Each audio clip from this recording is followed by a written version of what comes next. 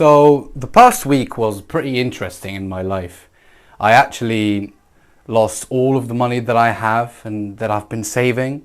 And the way it happened is so interesting. When things like this happen to you, you will understand that basically life doesn't work as planned. You can do plans, but the plan can never, ever go as you wanted. Never.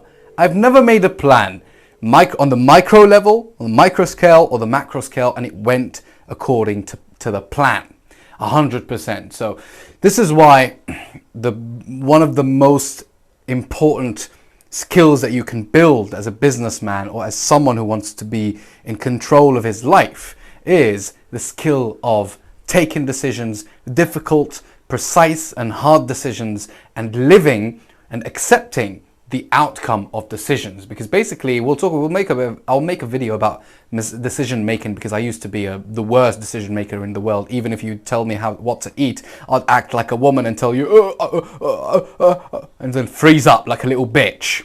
But now I understand that one method is you see what the consequences or the horrible consequences that can happen if the worst case scenario of a particular decision happens, and if you can live with it. If you can live with that, you do it, okay? Whatever worst case scenario of a particular decision that you're comfortable with, not comfortable, but you'd still accept it and deal with it, you'd go with that choice.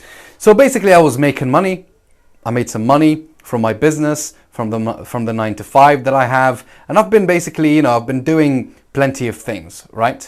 I've been doing plenty of things recently because I had lost money before that. Then I got back to a 9-to-5. Then I quit the 9-to-5 because I had made money, and I was like, okay, let's focus on my business now. And then I lost the money. How did I lose the money? I got the money. I quit from the 9-to-5. The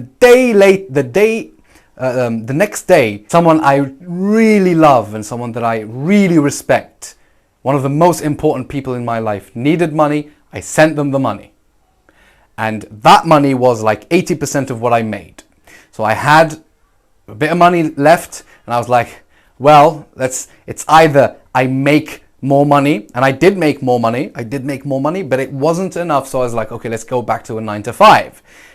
And I got back to a 9-to-5. All of that money was ended before the end of the month, because I had to go through the month of transition. Because when I quit the job, I worked for a month, and that month I was actually, trying to make some more money on my business, and it's left, right? Now it's gone. Now what I did, I was like, okay, I have no money now, only in my credit card. Credit card could sustain me up to the next month until I get the salary from this business and the commissions as well. So I was like pretty happy. I was like, because the payment will cover everything, okay? It will cover the last months and the next months. I was like happy, I bought a blender because I'm eating healthy. I'm making some recipes by myself. And then what happened? I lost the credit card, and it was too late. At the end of the night, I was ordering food, looked for the credit card to type in the information to order, and I didn't find it. And I was like, shit. And then I accessed my mobile bank app, and I saw that $500, the $500 in the card were all gone. Only 25, no. Let's say $23 left. Only $23 left. And now I have nothing. Now, when you face a challenge like that, when you face a major turn of events in your life, you shouldn't necessarily, of course, you can feel a little bit sad, you can feel a little bit down, but you should not say that this is the end. Right now, I'm in it. I had to borrow money. Now I borrowed the money. Now, how am I going to get back the money? I need to be patient, find a way, work more, and do my best. That's the only thing that you do. Okay? And one of the things that you should put in your mind is you will die at the end of the day. Death. Because whenever I have a major issue, I go to sleep and I already imagine myself in a coffin. Like, this could be my coffin. Yeah? And None of this will matter in the future. None of this will matter. So might as well just keep doing it. This is why I'm a Muslim and I adhere towards Islam, and I'm not preaching here, but this is just my opinion, because the religion, and I think all religions have the same, they integrate life and death, because most people are afraid of death. They don't think about it that much, when in reality you must think of death all of the time. You must think about it around the corner, and that seems grim. People think this is a grim reality, a grim way of thinking, but in reality, you are actually going to live life to the fullest. You're going to lose fear. Your fear is going to be diminished, and you are going to go for better and more actions in your life, higher quality lifestyle, because you know nothing stops you. Okay? Because essentially, at the bottom of fear, at the heart of fear, it's the fear of death.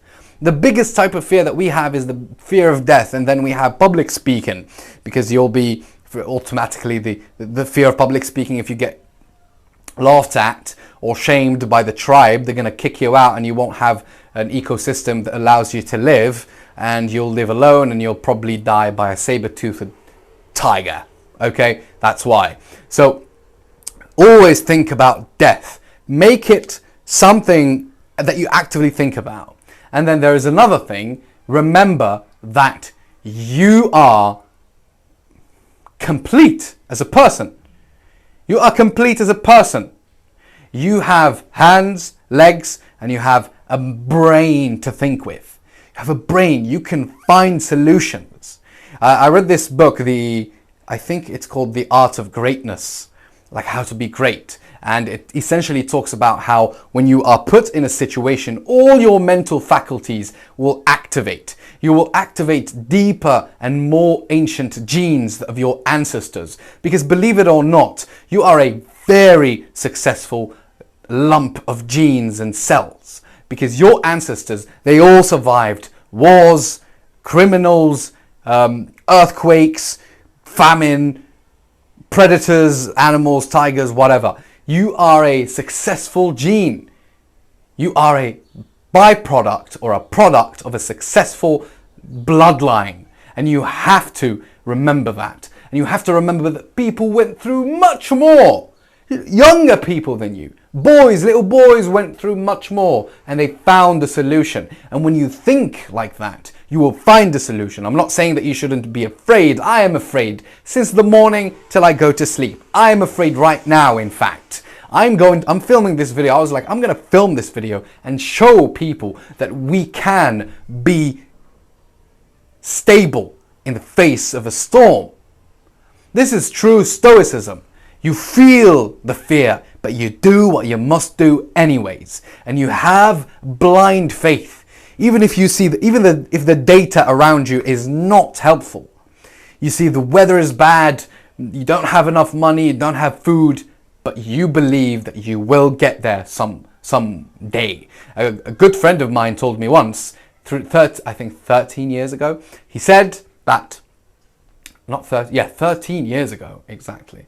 He told me that every problem has a solution, okay? And if it doesn't have a solution, you shouldn't worry about it.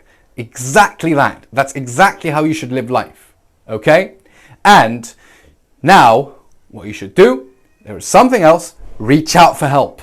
Reach out for help, my brother. Reach out for help.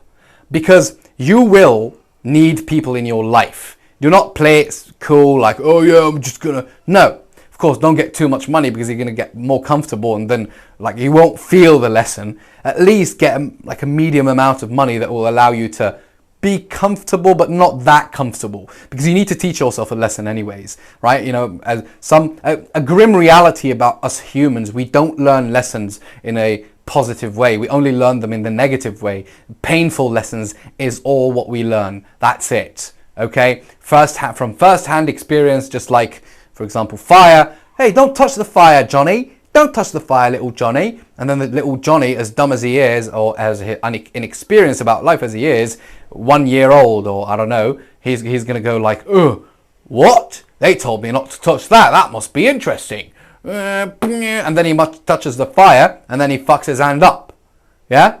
So, yeah, you actually need to teach yourself that. Put yourself through the test daily and daily. So now, what's my plan? I borrowed the money. I'm going to work a 9 to 5 because for now, you only need to kill your ego. I have my business. I've got a page of 155k.